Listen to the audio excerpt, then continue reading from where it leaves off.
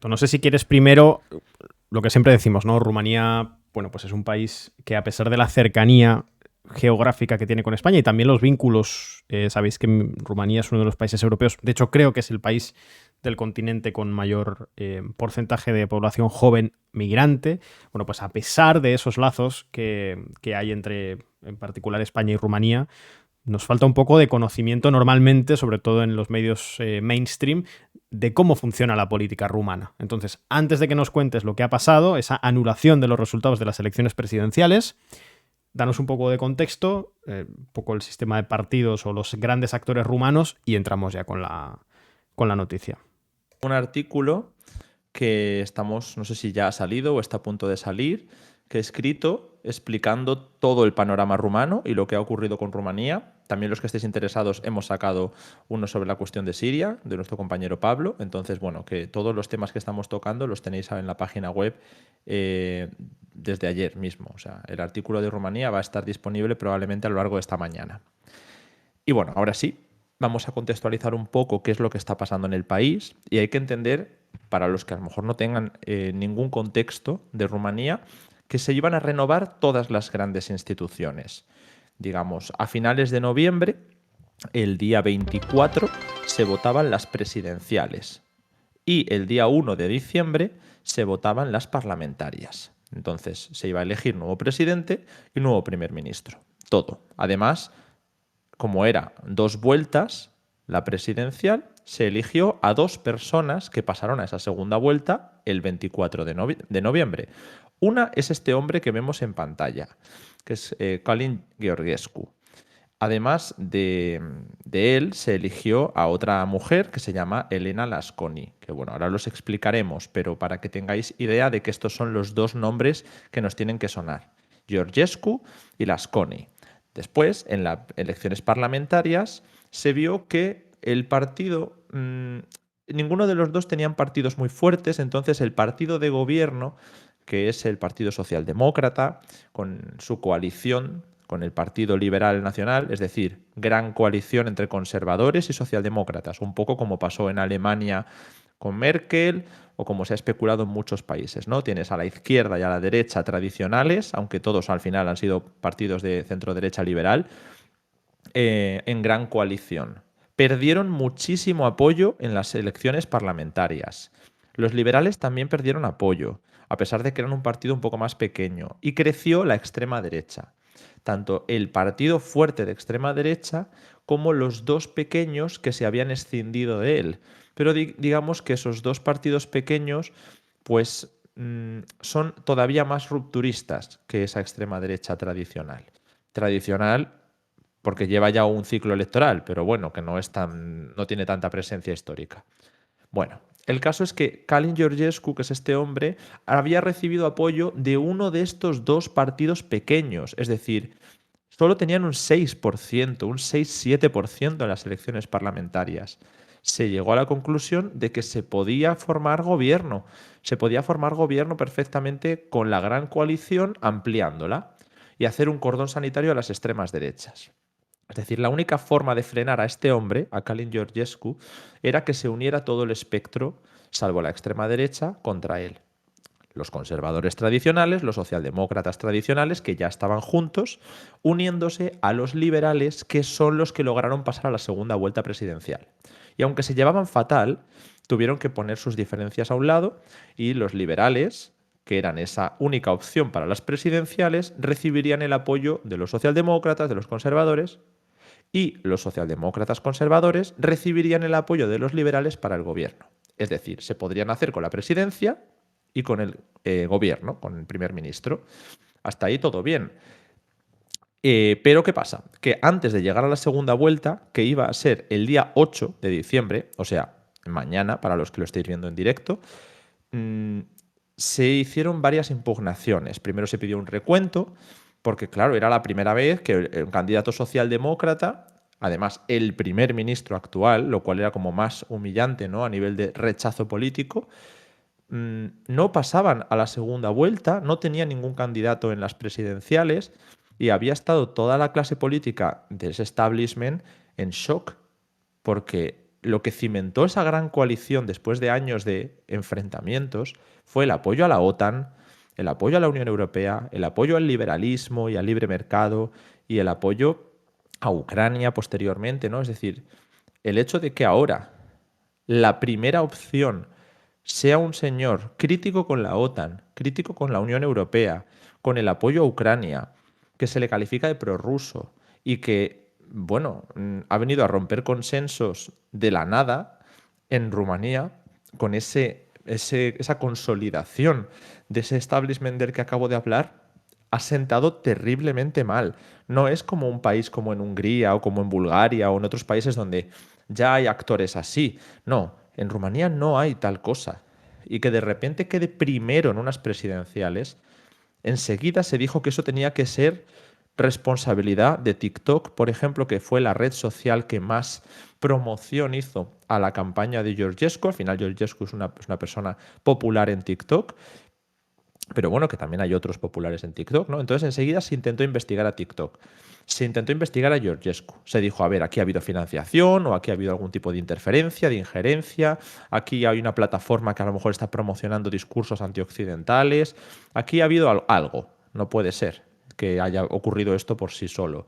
Porque ya se había inhabilitado a una persona que tenía esta ideología sin tener ningún tipo de condena, que era Diana Sosoaka, que era de extrema derecha, pero llevaba una línea muy rupturista como la de este hombre, o más incluso, ¿no? Y se le había inhabilitado por su ideología.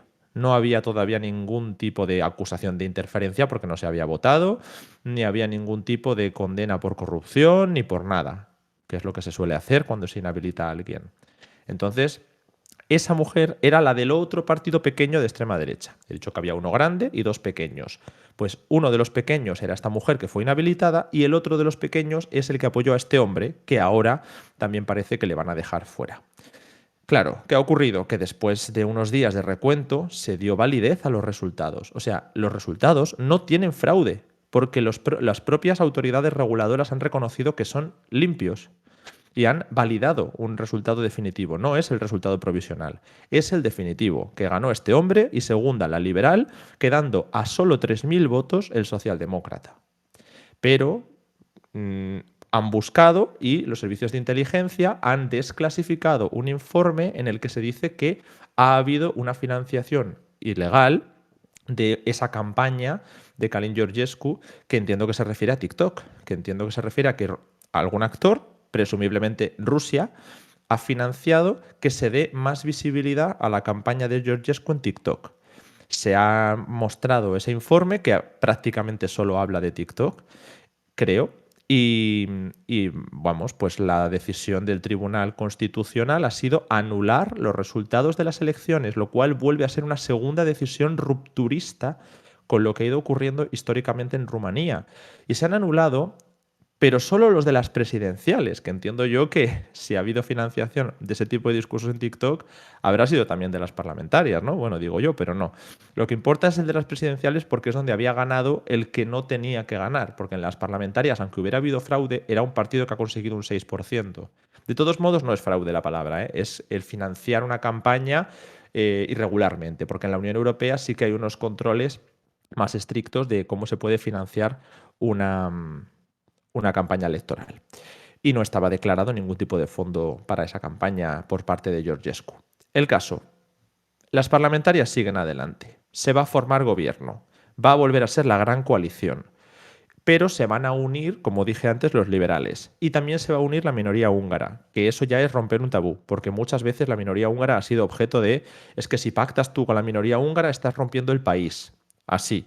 Porque uno de los reclamos históricos ha sido el tener una autonomía en el Stekeland, no sé cómo se pronuncia, pero bueno, es el país sículo que hay en Transilvania y que no tiene esa autonomía. Cada vez que los conservadores o los socialdemócratas pactaban cualquier cosa con los húngaros, se decían que querían romper el país por darles una autonomía. Y bueno, ahí siguen, pero ahora van a entrar en esa coalición, porque se trata de aislar a la extrema derecha, ya que entre los tres partidos lograron un tercio de los votos. Un tercio, que es muchísimo. Y claro, no pueden gobernar, pero pues es un muchísimo y por eso se ha conformado esta gran coalición.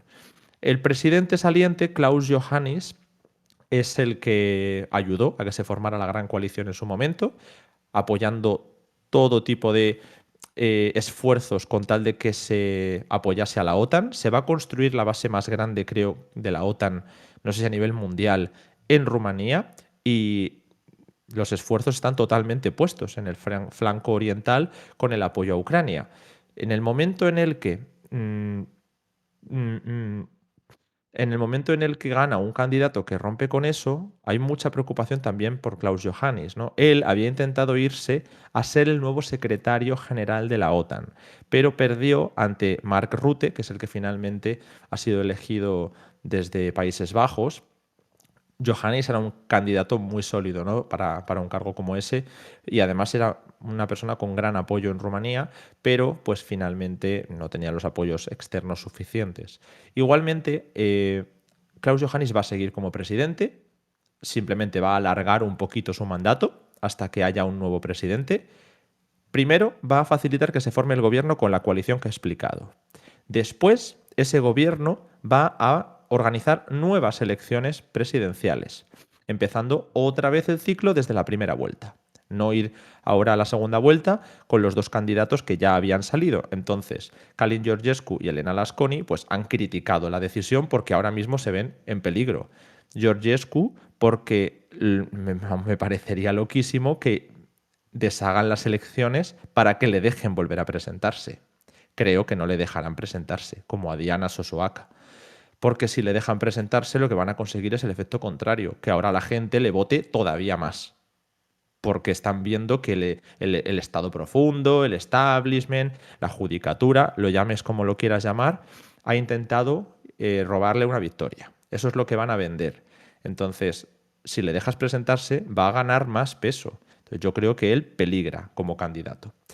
Y Elena Lasconi, a lo mejor sin él, pues tiene una opción de volver a entrar en segunda vuelta, pero da la sensación de que esto es una oportunidad para que Marcel Ciolacu, que es el primer ministro, el socialdemócrata, que quedó fuera por 3.000 votos, pueda entrar en la segunda vuelta. Seguramente tengamos a un candidato de extrema derecha, quizá no a Georgescu, y a un candidato del establishment que sea probablemente Ciolacu, que es el primer ministro y que después de quedar fuera, porque quedó tercero, pues lo que hizo fue dimitir como líder del partido, pero sigue como primer ministro. Así que bueno, ese es el panorama que tenemos. Ahora mismo, pues a la espera de que se forme ese gobierno, probablemente las elecciones presidenciales ya se vayan al año que viene. No tenemos fecha, no tenemos tampoco claro quién se va a poder presentar. Y si no dejan presentarse a este hombre, pues vale, vendrá otro. Probablemente George Simeón, porque Simeón es el líder del gran partido de extrema derecha. Georgescu era un independiente, era un ex de ese partido de extrema derecha, pero era un independiente. Y logró esa popularidad. Pero es que Simeón también tiene muchos seguidores en TikTok, te quiero decir. Simeón es un poquito más crítico con Rusia, pero aún así ha hablado de la paz y ha tenido problemas con Ucrania, ha sido díscolo en algunos sentidos con el establishment de la Unión Europea. Y bueno, pues luego está el irredentismo y el ultranacionalismo, que yo creo que a lo mejor a Simeón se lo toleran un poco más que a Georgescu y a Sosoaka, pero no lo sé. Entonces, como no sé qué es lo que va a pasar, pues yo lo que puedo anticipar es que si no dejan presentarse a Georgescu puede haber problemas serios para la democracia rumana, porque o hay una respuesta social en forma de protestas o en forma de deslegitimar las elecciones y que haya poca participación, o si se queda todo ese voto, Simeón va a ser un candidato de extrema derecha contra todos los candidatos del establishment. Antes había tres y ahora va a quedar solo uno. Entonces, estás concentrando el voto. Y eso también tiene sus riesgos, ¿no? Creo que no es tan rupturista, pero puede ser un... Puede que no hayan medido bien cuál va a ser la consecuencia. Al final, pues lo que hay sobre la mesa es simplemente esa acusación, ¿no?, de la financiación de TikTok, y que la Unión Europea también ha presionado mucho a TikTok para que entregue toda la información sobre esa campaña en la que podría haber recibido financiación ilegal. Esa es la información que tenemos sobre la mesa. Además, un dato que quiero dar. No solo es popular en TikTok y entre todos estos sectores jóvenes, es que las tres extremas derechas están arrasando en la diáspora, que nos ha comentado antes Edu, que Rumanía es uno de los países con más personas que viven fuera, ¿no? O una de las consecuencias más claras de la entrada en la Unión Europea, sobre todo esa movilidad que se le ha permitido a esos trabajadores, igual que pasó con Bulgaria, era la huida de parte de la juventud, que ya no tan jóvenes, ¿no? Ha pasado ya tiempo, a países donde puedan encontrar mejores oportunidades, ¿no? Tanto en Bulgaria como en Rumanía se ha visto, pues por ejemplo en España y en Italia son dos de los países del mundo que más población rumana tiene y eso se ve porque hay unos lazos culturales fuertes y por lo tanto encuentran más fácil la integración en esos países, pero aún así, pues claro, pues la gente ha huido de las condiciones de vida que había en Rumanía y la alternativa la están encontrando en partidos de extrema derecha en esas diásporas. Eso es un poco lo que tenemos sobre la mesa a la espera de que haya información sobre cuándo van a ser las nuevas presidenciales y lo que más me interesa a mí, quién se va a poder presentar, porque la gente va a reaccionar según cómo vea que se están apañando las elecciones. Ya se ha anulado una candidatura, porque hay quien dice, no, está bien hecho el anular los resultados porque ha habido injerencia extranjera. Vale, pero ¿y la candidatura que se anuló? La candidatura que se anuló, aunque no tuviera posibilidades porque tenía un 7% de previsión de voto. También te digo, Georgescu también tenía un 7% de previsión de voto. Pero bueno, en algunas encuestas no hay que fiarse de las encuestas rumanas. Esa candidatura que se anuló por su ideología, por ser demasiado prorrusa. Si queda la imagen de que las elecciones solo pueden funcionar cuando se vota algo a favor de la ortodoxia de la OTAN o de la Unión Europea, va a haber consecuencias serias. Pero bueno, eso es una cosa que ya veremos. Y hasta aquí también estamos, Edu.